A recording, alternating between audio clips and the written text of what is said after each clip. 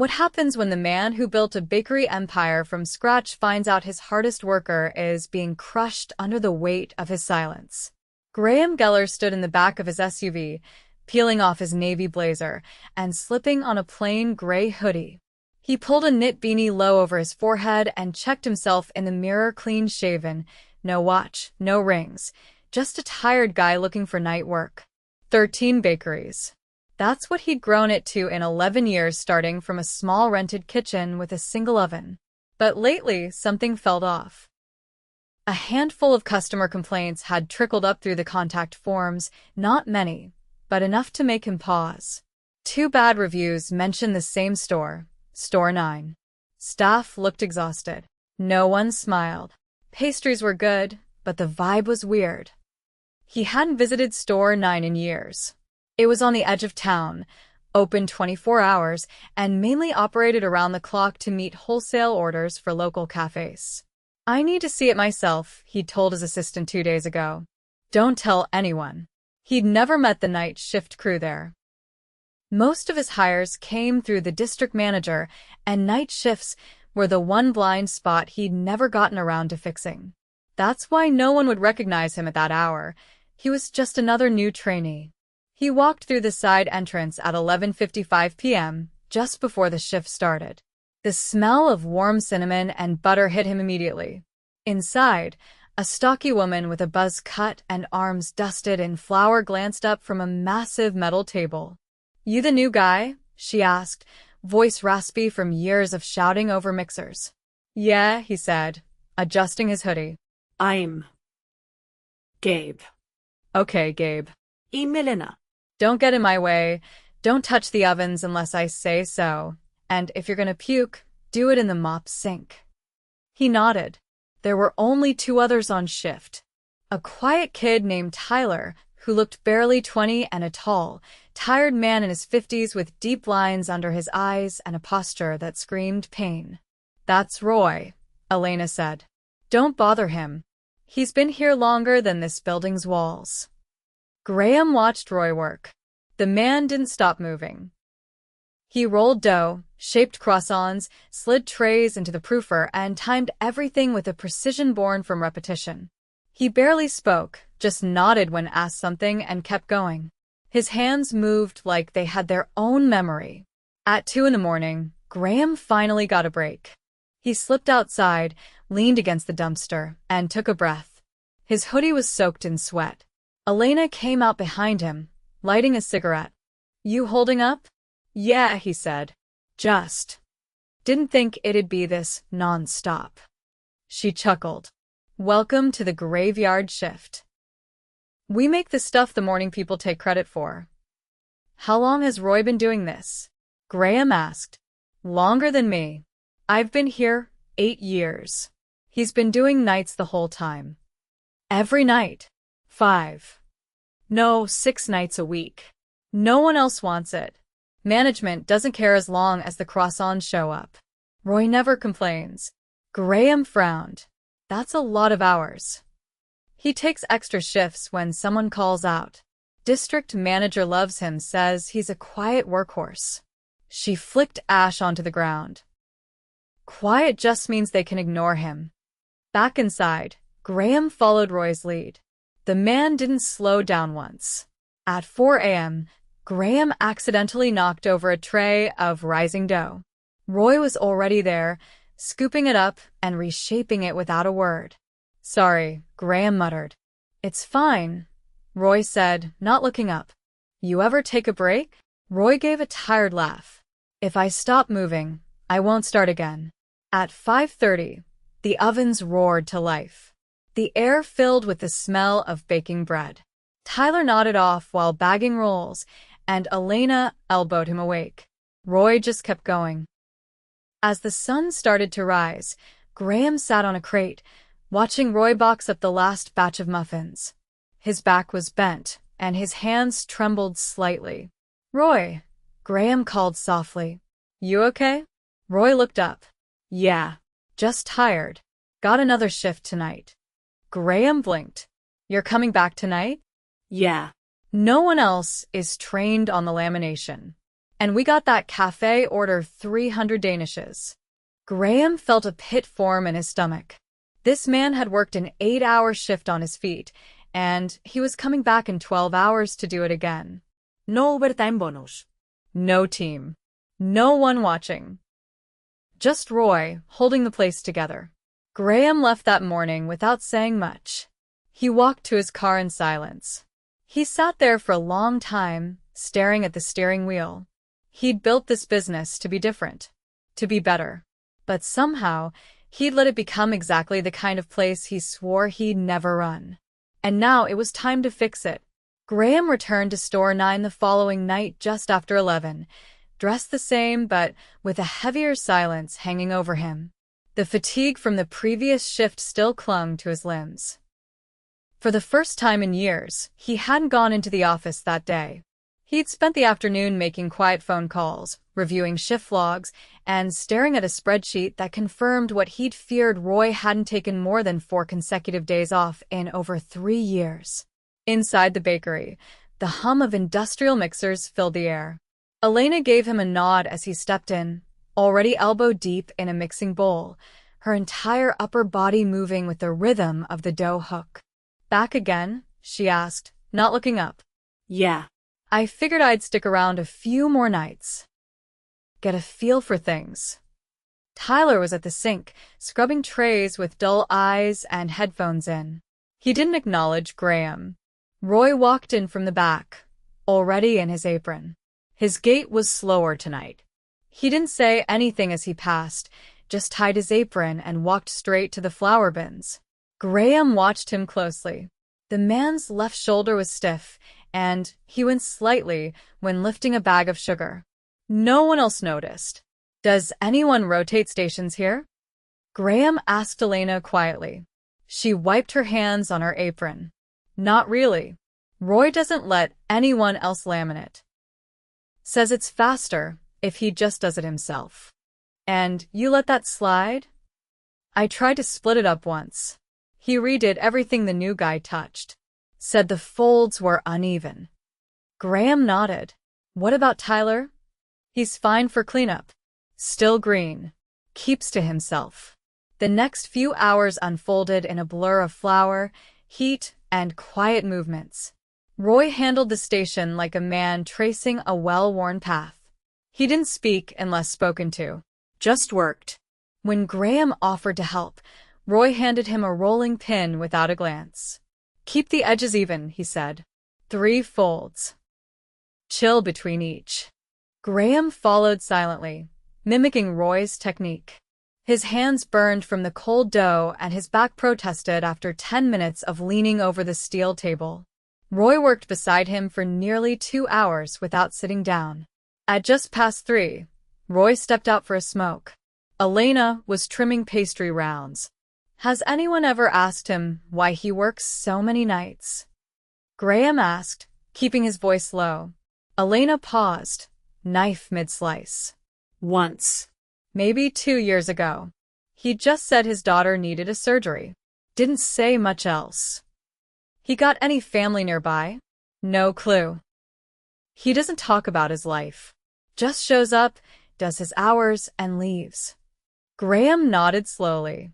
"What about management? The district lead ever check in on night staff?" Elena gave a short laugh.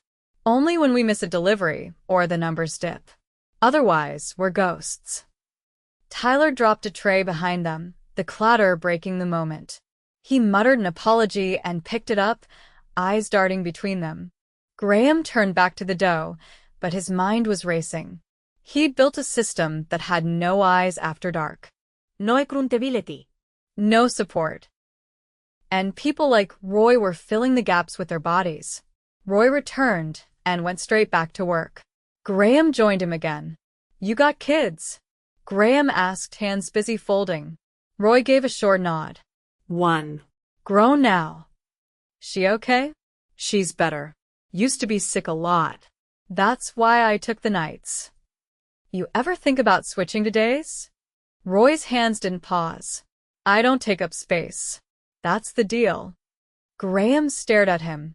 "You're not taking up space. You're running the damn shift." Roy didn't answer. By 5, the kitchen was hot and loud again. Elena was boxing up breakfast orders. Tyler was dozing against the sink. Roy was hunched over the laminator, sweat running down his neck. The proofer beeped. Graham moved to unload it, but Roy was already there, grabbing the trays before Graham could reach them. He stumbled. The tray tipped sideways, and a dozen pastries slid off, crashing to the floor. Roy froze. Roy! Elena shouted. You okay? He didn't answer. He leaned against the counter, his breath shallow, one hand clutching his side. Graham stepped forward. Sit down. I'm fine, Roy said, voice hoarse. You're not. Graham reached for a chair. Sit. Now. Roy looked at him, eyes glassy. Then he sat. Elena tossed a towel over the ruined pastries and crouched beside him. You need to go home, Graham said. You shouldn't be on your feet tonight. Roy shook his head. Can't. We've got 200 Danishes for the cafe. They can wait. No, they can't. They'll pull the contract. Graham crouched in front of him. You think this place can't run without you? Roy didn't answer. Graham stood. I'm calling it. We're stopping production for the rest of the shift. Elena turned. You sure? I built this company, Graham said quietly. And I let this happen. That ends now. Roy looked up, confusion creeping across his face. Wait. What? Graham pulled the beanie off. My name's not Gabe.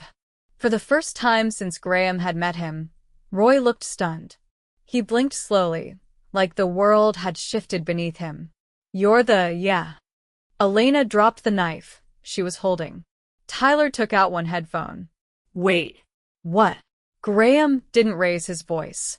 I came here because I thought something was off. I didn't expect to find a man holding an entire shift together by himself. Roy opened his mouth, then closed it again.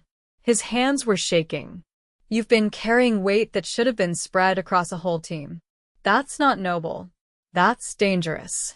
Roy looked down. I thought it was just how it had to be. That's the problem. You believed that because we let you. Graham turned to Elena.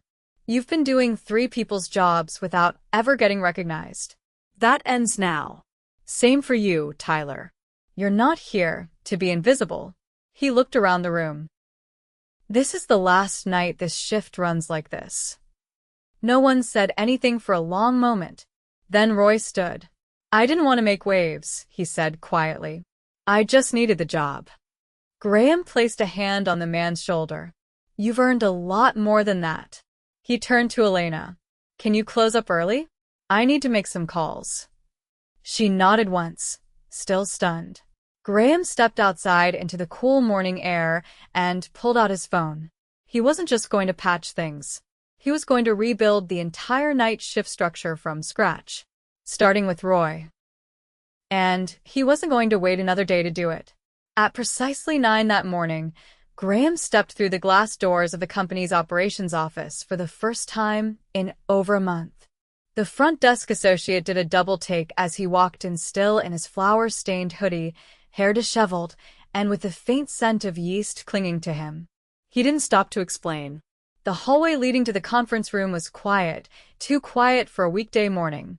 The walls were lined with framed photos from the early bakery years, smiling employees, ribbon cuttings, stacked loaves. He paused at one. Roy was in the background, almost out of frame, carrying a giant sack of flour. He pushed open the conference room door. Inside, 3 people sat waiting. Melissa, the district manager over Store 9, and 4 others. Curtis, the head of human resources, and Carla, a senior scheduler who managed shift planning for all locations. None of them greeted him right away. Melissa shifted in her seat. You wanted an urgent meeting? Graham dropped a thick report onto the center of the table. I spent 2 nights on the graveyard shift at Store 9. I worked shoulder to shoulder with Roy, Elena, and Tyler. Not as CEO. Just as a new hire. Curtis leaned forward, eyebrows raised. You worked the shift? I did. And I saw a team stretched past their limits. I saw a man, Roy, running production nearly alone. I saw a system that hasn't been touched in years. Carla opened the report. This is all from Store 9? It's a case study, but it's not isolated. I cross-checked scheduling records. We've been running understaffed night shifts at 6 of our 13 locations. Some haven't had a supervisor on site in over a year. Melissa folded her arms. We haven't had serious complaints out of Store 9. Roy hasn't raised concerns. Neither has Elena. That's the problem, Graham said calmly. They stopped expecting to be listened to. Curtis cleared his throat. What are you asking us to do? I'm not asking. I'm telling you what's changing. Effective immediately, Store 9's night shift is suspended for 72 hours. We're transferring their wholesale load to Store 3 temporarily. I've already spoken to their lead. Carla looked up. Store 3 doesn't have the lamination equipment. We'll install it. I called maintenance this morning. They'll have it up by tonight. Melissa shook her head. That's going to hit our margins. It's going to protect our people. Roy nearly collapsed in the middle of a shift. He's been covering nearly every night for years. That's not sustainable. That's neglect. She didn't respond. Graham continued. Every location will now have a rotational supervisor on night shifts. No more leaving 3-person crews to run entire operations. Scheduling is getting overhauled. No more back-to-back doubles. No more silent overwork. And no more assuming silence means consent. Carla flipped through the report. This is going to require new hires. We're already stretched on labor. Then we stretch our budget. I'd rather eat costs than burn people down. Curtis adjusted his glasses. What about Roy? He's on mandatory medical leave. Full pay. I scheduled an appointment for him with our occupational health provider this morning. He's never taken a single sick day. That ends today. Melissa finally spoke. If we restructure this, we'll need to retrain all night leads. That's 6 locations. That's a full program. Then let's start writing it. I'll lead the first session myself. The room fell quiet again. Graham stood, gathering the report. I need all shift schedules from the past 12 months. I want to see where else we've let this happen. Curtis nodded slowly. You're going to audit all of them? Yes. Every single one. He left the room without another word. By 10, he was back in his office. The walls still held the original menu sketches. The same ones Roy had helped test in the early years, back when they only had early mornings and one delivery van with no AC. He opened his laptop and began drafting a memo to all store managers. Not a press release. Not a sanitized corporate update. A direct, personal letter from him. But before he could finish, his assistant knocked gently and stepped in. There's someone here to see you. Graham looked up. Who? She didn't give a last name. Said her name's Lila. Said she's Roy's daughter. He stood immediately. Send her in. Lila walked in slowly, a canvas bag slung over her shoulder, coat half-zipped. She looked early 30s, clean-cut, sharp eyes. She didn't sit right away. I heard you were the one who sent my dad home this morning.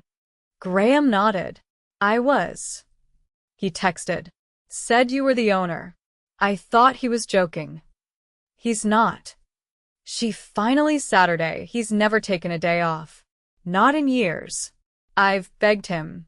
He always said the bakery needed him. I didn't know how bad it had gotten. Not until I saw it myself. Lila looked down. When I was a teenager, he worked doubles to cover my treatment. I told him to slow down once I got better. But he doesn't know how. Graham leaned forward. He doesn't have to carry this alone anymore. She glanced at him. What made you go undercover? I got a few reviews that didn't sit right. I wanted the truth. And I found a man holding up an entire shift with no support. She hesitated. He's not just tired, you know. He's in pain. His back's been bad for years. He won't go to specialists. Says it's too expensive. It's not anymore. Full coverage. No red tape. I'll make sure of it. She narrowed her eyes. Why now? Why not 5 years ago? He nodded, accepting the hit. Because I got comfortable. I stopped looking where it mattered. She considered that. He won't ask for help. He doesn't know how. Then I'll make sure he doesn't have to. She stood. Thank you for stepping in. He walked her to the door. You ever need to reach me, ask for me directly. She nodded once, then left. By noon, Graham was at store 9 again, this time in a clean shirt and jeans. Elena was scrubbing down the tables, clearly caught off guard. You're back. No apron this time. I noticed. He walked to the back, where Tyler was hauling ingredient bins into storage. You holding up? Tyler looked surprised. Yeah. Things are quiet today. They'll stay that way until we fix the structure. You're off tonight. Full pay. Tyler blinked. Seriously? Seriously. He turned to leave, but paused. You ever want training beyond cleanup, let me know. Tyler's entire posture shifted. Wait, really? Yeah. We're not wasting potential around here anymore. He stepped outside into the sharp sunlight. The street was quiet, the morning rush long gone. Across the lot, the delivery van driver gave him a curious wave. He waved back. Inside, Elena watched him from the window, towel frozen in her hand. The bakery would still run. Orders would still be filled. But from now on, it wouldn't be on the backs of people everyone else forgot. And it wouldn't take a breakdown for someone to be seen. 3 weeks later, store 9 smelled different. Not the scent of sugar or brown butter that was still there, but something quieter. The air felt less tense, the movements more deliberate. The graveyard shift had resumed only 2 nights ago, this time with 5 people on the floor instead of 3, and with a rotating night supervisor who had actual authority. Graham stood just outside the production area, arms folded, watching the new crew settle in. He wasn't in disguise anymore. He wore a white button-down, sleeves rolled, and dusty work jeans. The beanie was gone. So was the illusion that things had ever been fine. Inside, a woman named Denise now led the shift. She'd been promoted from Store 3's morning prep team. She moved with quiet command, checking stations without hovering and giving feedback without barking. The crew listened to her because she knew the work. She wasn't above it. Graham walked past her into the back room where Roy sat on a stool, tying his boots. The man looked lighter. Not younger life had carved too many deep lines into his face for that, but less burdened. You sure you're ready? Graham asked, leaning against the wall. I'm cleared. No lifting over 30 pounds for another 2 weeks, but I can handle the shaping station. You don't have to rush back in. Roy stood slowly. I'm not rushing. I just want to work without feeling like I'm drowning. Graham nodded. We're keeping you part-time for the first month. 2 nights a week. You train the new hires, but you don't prop up the whole shift. Roy gave a small nod. And the rest? We've got 4 more people in onboarding. 2 of them start next week. Elena's reviewing the lamination process with them. Tyler's shadowing Denise to pick up shift lead experience. Roy raised an eyebrow. Tyler. He's focused.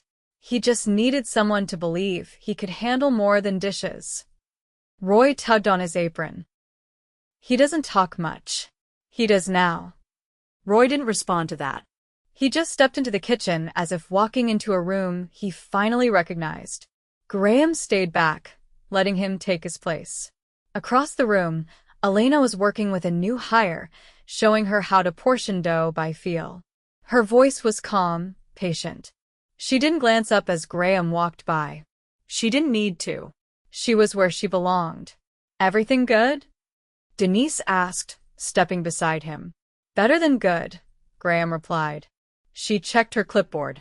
We'll have the cafe delivery packed by 5. I told Roy not to touch the heavy trays. He'll listen. He'll try, she said. I'll make sure he doesn't forget. Graham gave a tired smile. Appreciate that. She turned back to the line. You know, most owners wouldn't have done what you did. I shouldn't have had to. Still. You did. He didn't answer that. He just watched as Roy demonstrated a folding technique to one of the new hires, his hands moving slower than before, but with more intention. The next morning, Graham returned to the office. A package was sitting on his desk, a plain manila envelope with no return label. Inside was a photograph. It was old, clearly taken during the third year of the business. A blurry shot of the original bakery team in front of the first storefront. Graham stood in the center, arms crossed, beaming. On the far right, half hidden behind a stack of flour bags, stood Roy. On the back of the photo, written in pen, were 5 words: "Some things are worth fixing." Graham didn't recognize the handwriting, but he didn't need to. Later that day, he met with Curtis and Carla again. They were finalizing the new scheduling framework. Every night shift would now require a minimum of 4 staff members. No more than 5 consecutive shifts per person. Automatic wellness check-ins every quarter. This will hurt profits, Carla said, not accusing, just stating. I'm aware. Curtis glanced at him. You sure you want to roll this out company-wide? If it's not everywhere, it means we're still okay with it happening somewhere. They nodded. After the meeting, Graham sat in his office a long time. He looked at the picture again, then taped it to the inside of the cabinet above his desk. Not on the wall. Not for display. Just for him. That evening he called Roy. Yeah. Roy answered, voice cautious. I wanted to ask you something. Go ahead. I'm putting together a training series for new hires, especially the night teams. I want you to be the one who designs it. Roy went quiet on the other end. You've got the experience, the instincts, and now you've got the space to teach. Roy exhaled slowly. You sure people will listen to someone like me? I'm counting on it. There was a pause. All right, Roy said. I'll do it. Good. I'll have someone loop you in tomorrow. Graham hung up. He didn't need to say more. 3 weeks ago, Roy was invisible. Now he was setting the standard. That weekend, Graham visited Store 6 unannounced. He walked through the side door in the early hours of Saturday, not undercover this time, just present. The crew there glanced up, startled, then relaxed when they realized he wasn't there to audit. He rolled up his sleeves and joined prep. Not to check in, not to test anyone, just to work, just to remember. And this time, no one had to carry the weight alone.